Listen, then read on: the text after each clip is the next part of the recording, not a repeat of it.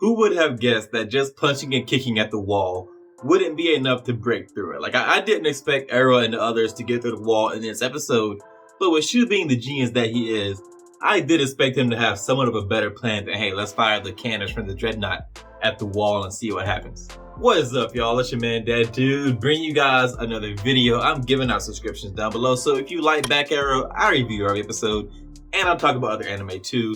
You don't want to miss anything, so go hit that button. Also, feel free to follow him on Twitter at DadDudeAnime.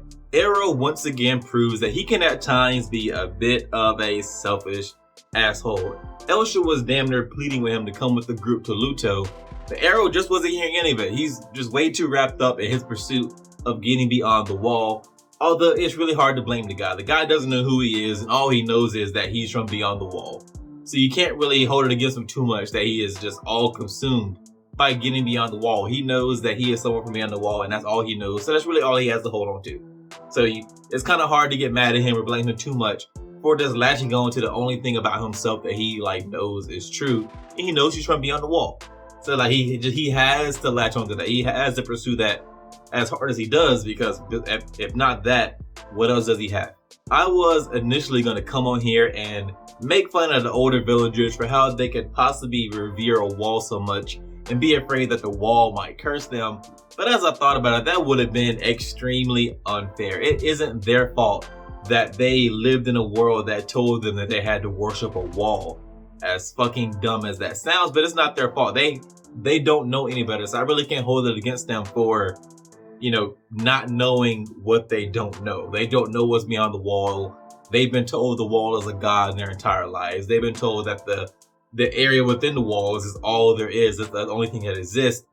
I mean, it's kind of hard to hold it against them that they don't want to go beyond the wall and that they are afraid to attack the wall if their entire lives, so their parents, their grandparents, and so far down the line have all told them to revere the wall. There's nothing beyond the wall, and to want to go beyond the wall is sacrosanct.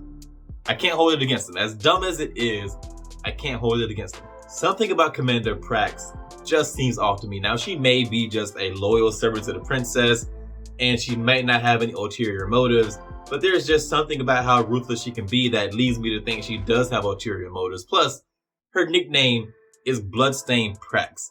Like, you can't trust somebody with that kind of nickname. If you met a guy whose nickname was Puppy Kicker Steve, you're not gonna trust that guy. Yo, your nickname is Puppy Kicker. I can't trust you. Her nickname is Bloodstained Prax. Obviously, there's something there that we gotta find out more about.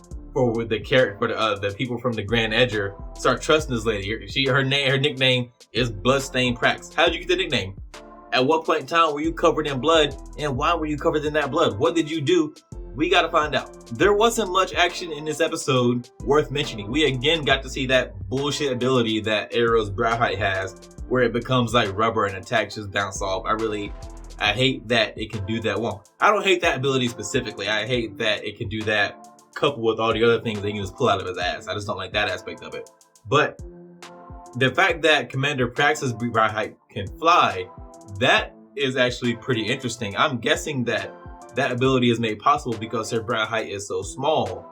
Because when you look at it compared to the other brow heights, it seems way smaller than everyone else's. Hell, I wouldn't be surprised if Arrow's brow height can fly here soon, given that he can just pull abilities out of his ass whenever he wants. So, I mean, hey, maybe. That's all I have for you on this one, guys. If you enjoyed this video, go hit that thumbs up. And if you are so inclined, subscribe and share. It would help me out a lot. If you didn't like the video or you disagree with anything I said, let me know why in the comments. I respond to almost everything so we can talk about it. Also, again, feel free to follow me up on Twitter at DadDudeAnime, and I'll see you guys in the next one.